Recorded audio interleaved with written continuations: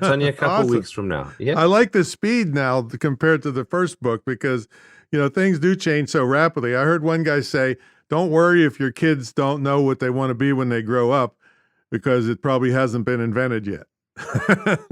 Oh, absolutely. In fact, a lot of my corporate work with companies is saying to them exactly that is you've got staff, don't lose your staff. So there's been this whole view in the world that, and particularly small businesses, they want to employ someone and they go, oh yeah, but I don't know if I'll need this person's skills in 2 or 3 years' time. Well, it's actually cheaper for you as a company to retrain that person.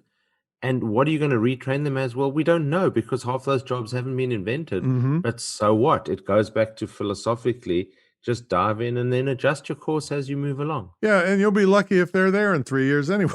So, Yeah, well, if they're millennials, probably not. yeah, exactly, right. So let's take you back. Were you an entrepreneurial kid, or how did you come up through the system? Yeah, I was pretty much an entrepreneurial kid. I started my first business at the age of about 15. So I started working.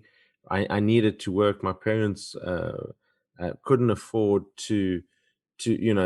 couldn't afford much. And so I started working just after the age of 14. Hmm. I had a sort of interest and passion for electronics and radio. Actually, I became a amateur radio nut at the time. Oh, I just got my. Did you get licensed and all that stuff? Yeah, yeah, yeah. So I had my license in South Africa. I had a ZS6 Alpha Delta Alpha, and then I moved to Australia, and I ended up with Victor Kilo 6 Alpha Delta Alpha. That sounds really technical for this time of the morning, but I gave it up because the internet and the world was just moving. I didn't have the space to put up antenna here at home, and so I sort of gave it up about 15, 18 years ago.